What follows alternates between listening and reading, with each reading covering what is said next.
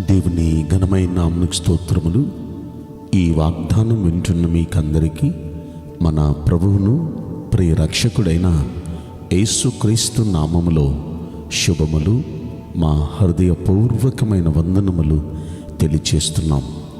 ఈరోజు దేవుని వాగ్దానం ఇర్మియా గ్రంథం 31వ అధ్యాయము 12వ వచనం.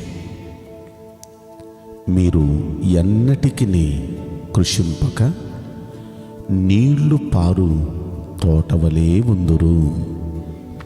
ఈ మంచి వాగ్దానం మన మంచి దేవుడు మన అందరి వెనుకడిలో నెరవేర్చునుగాక. ఆమేన్. ప్రియ దైవ జనాంగమా, మన దేవుడు మనకిస్తున్న శ్రేష్టమైన వాగ్దానం చూడండి.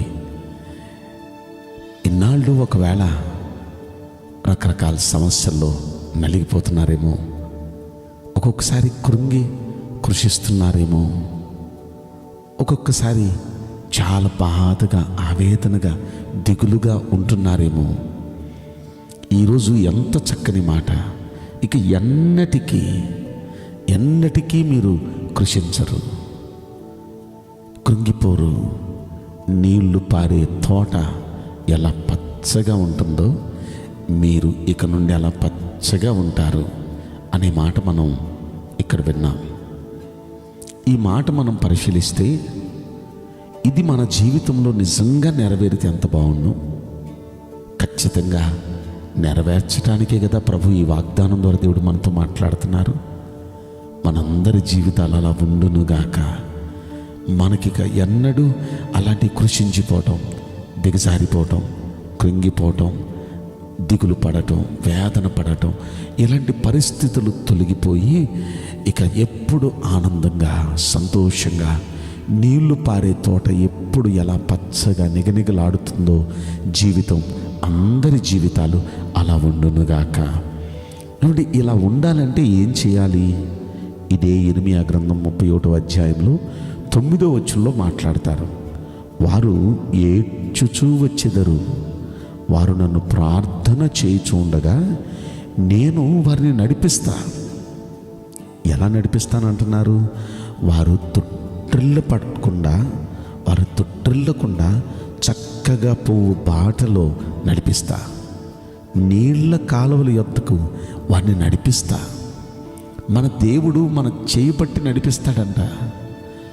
చక్కగా పోయే బాటలో తొట్టుపడకుండా, పడిపోకుండా, అరే అనే పరిస్థితి రాకుండా, అరే దెబ్బతిన్నాను, అరే పొరపాటుని ఇలా చేశాను, అరే పొరపాటుని ఇలా మాట్లాడాను, ఇక అరే అనేది ఉండదు. చక్కగా పోయే బాటలో అంటే అంత చక్కగా జెంటిల్గా చేసేదంతా పర్ఫెక్ట్గా, ఇక ఎక్కడ ఏ విధమైన లోపం లేకుండా పర్ఫెక్ట్ మార్గంలో దేవుడు నడిపిస్తాడంట. ఆ మార్గంలో కూడా ఎలా ఉంటుందంట? నీళ్ళ కాలువల యొద్దకు నడిపిస్తాడు. నీళ్ళ కాలువల యొద్ద అంటే మనకెప్పుడు ఆ నీళ్ళ కాలువల యొద్ద ఉన్న చెట్టు పచ్చగా ఉన్నట్టు మనల్ని అలాంటి నీళ్ళ కాలువ యొద్దకు నడిపిస్తాడు. అంటే మనకి ఇక సమృద్ధి. నీళ్ళ కాలువల యొద్ద అంటే ఇక సమృద్ధి, దిగుల్లేని పరిస్థితికి నడిపిస్తాడు. అలా దేవుడు నడిపించాలి అంటే మనం ఏం చేయాలి? వారు ఏడ్చుచూ వచ్చేదారు.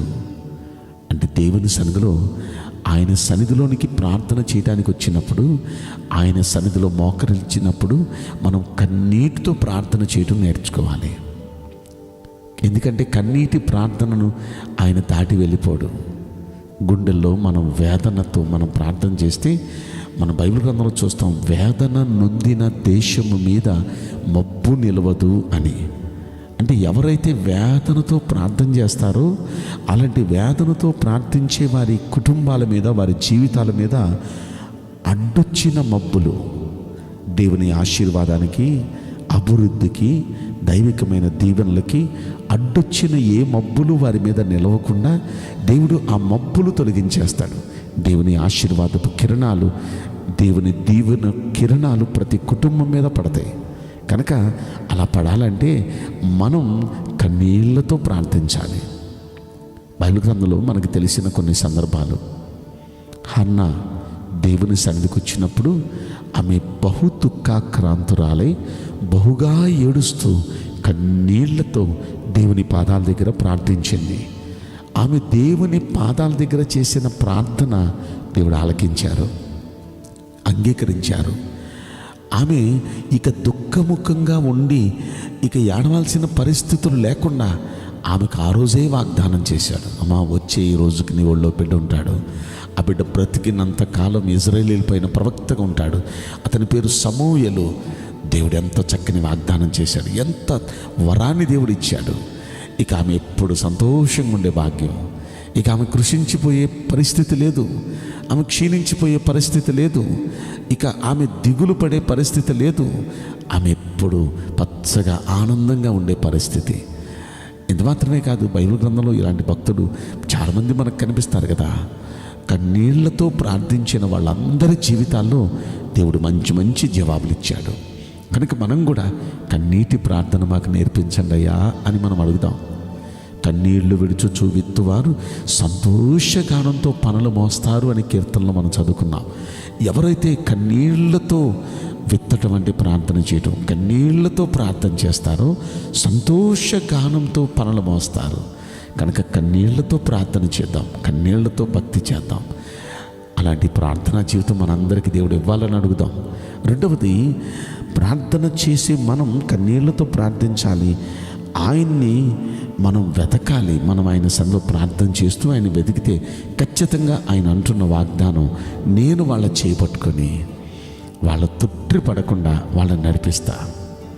ఇక ఏ పొరపాటులు జరగవు వాళ్ళ జీవితాల్లో, అంత పర్ఫెక్ట్గా చేస్తారు. అలా తొట్టు పడకుండా చక్కగా వాళ్ళు నడిచేటట్టు చేస్తాను. నీళ్ళ కాలువల యొద్దకు అంటే సమృద్ధిలోనికి దేవుడు నడిపిస్తాను అంటున్నాడు. అంత మాత్రమే కాదు, ఈరోజు వాగ్దానం, ఎన్నటికీ కృషించిపోక, ఇక ఎన్నటికీ కృషించిపోక వాళ్ళని నీళ్లు పారే తోట వలె ఉంచుతానంటున్నారు. నీళ్లు పారే తోట ఎలా పచ్చగా ఉంటుందో, ఇక అలాంటి పచ్చని జీవితం. బైబిల్ గ్రంథంలో మనం దీనికి సంబంధించింది ఇంకొక చోట కూడా మనం చదువుకున్నాం, యోవేలు గ్రంథంలో.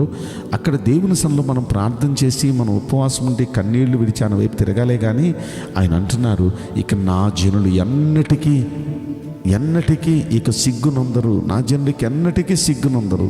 నిజంగా ఇక సిగ్గుపడే పరిస్థితే, ఆ ప్రస్తావనే రానివడిక. దేవుడు ఎప్పుడు మనం ఆనందంగా సంతోషంగా ఉండే భాగ్యం దేవుడు మనకిస్తాడు. ఈ వాగ్దానం వింటున్న మీ అందరి జీవితాలు, మనందరి జీవితాలు అలా ఉండునుగాక. ఆమేన్. నేను మీకోసం ప్రార్థన చేయబోతున్నాను. పరిశుద్ధుడా, ప్రేమ యేసు రాజా, మీ పరిశుద్ధ బంగారు పవిత్రమైన నామమునకు నిండు మనసుతో కోట్ల కొలదిగా స్తుతులు స్తోత్రములు వందనాలు చెల్లిస్తున్నాం. ఈ వాగ్దానం వింటున్న ప్రియుల జీవితంలో దయచేసి ఈ వాగ్దానం నెరవేర్చి కృప చూపించండి అయ్యా. నీ బిడ్డలు ఎన్నటికీ కృషించక, ఎన్నటికీ దిగులు పడక, ఎప్పుడు సంతోషంగా ఆనందంగా ఉండినట్లు అయ్యా, నీళ్లు పారే తోట ఎలా పచ్చగా ఆనందంగా ఉంటుందో అందరి జీవితాలు అలా ఉండునట్లుగా కృప చూపించమని ఈ కొద్ది మనవులు నజరుడని యేసుక్రీస్తు ప్రశస్తమైన నామములో మిక్కిలి వినయముతో ప్రార్థించి బ్రతిమలాడి వేడుకుంటున్నాం ప్రియ పరలోకపు తండ్రి. Amen. May God bless you all. Thank you.